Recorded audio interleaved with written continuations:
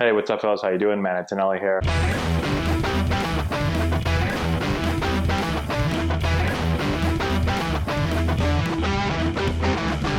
Hey, what's going on, everyone? How we doing? Matt Antonelli here. Before we get into things today, today's video is powered by Triton. So if you have followed our stuff, you know that we use Triton jerseys and gear. Here's an example of one of the jerseys they made for us this year. They do an awesome job. Go to custombaseballjerseys.com. You can check out all their stuff. You'll probably see some of our jerseys on there. We highly recommend that you check them out. So definitely go and do that. Okay, let's check out a video here of Josh Donaldson looking at swing sequence, something that we talk an awful lot about. It's all for a purpose. You have to learn how to coordinate and kind of be aware of what's moving where.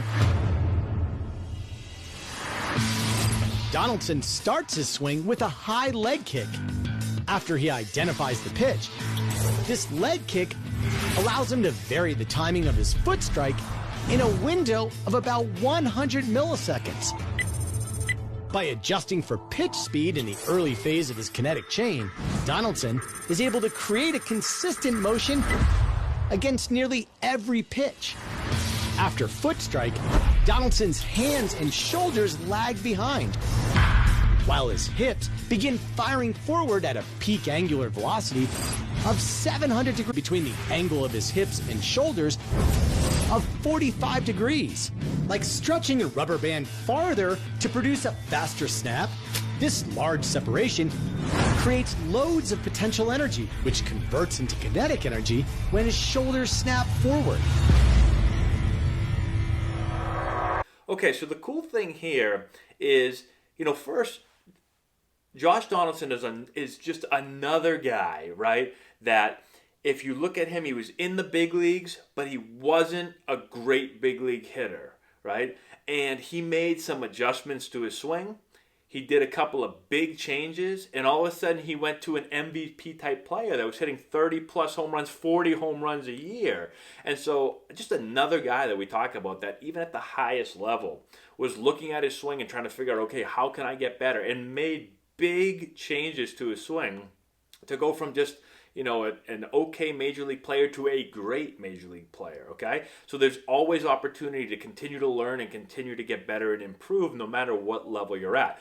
Now, when it comes to swing sequence, again, when he made this big jump, he was one of those guys where you saw him he understands his swing, right? He really understands his swing, and so you saw him talking a lot on TV, on ESPN, on MLB Network, on all these different channels about his swing, and he was talking a lot about being in sequence and how to improve the sequence of your swing. And there wasn't a ton of talk about that, at least on television, and you didn't hear a lot of big league guys talking about this. So he kind of brought a lot of light a couple years ago to the whole idea of swing sequence. I know people were talking about it, but it wasn't as mainstream, and now a lot of players and coaches have seen these videos. But it's really, really cool to see that, and we talk a lot about it in our videos. Again, if you haven't seen those, go back and check them out. We talk about swing sequence and how to do some certain things, certain core principles that are going to allow you to get your swing and have a swing that's in the proper sequence. So go and check that out. But what you see here is, again, you're going to see, when you look at it, right, my rear leg, as this thing starts to turn, so I'm resisting, my upper body is resisting against that forward move and against that turn of the leg. So this thing's turning, and I start to launch my barrel and my upper body back. So now I'm creating some stretch, right? And this is allowing my swing to work in the proper sequence, where you're going to see, again, the lower body, my legs start to turn, and then you're going to see my upper body going back, and then my upper body is going to turn, and then you're going to see the bat kind of be the last thing that comes through, okay? So it's this, then this, then this. And what you see with a lot of players, especially young players, you see the opposite. So you see, upper body players that really are dominant with their upper body really push the bat through the zone. You see bat, then you see upper body turn, then you see lower body. And so it's in the reverse order. And when that happens, you see less bat speed. You see less kind of suddenness and quickness to the swing. You see a path that's not on plane and it's not in the zone early. So all the things we're trying to kind of build into our swing, all of a sudden we're not able to do it.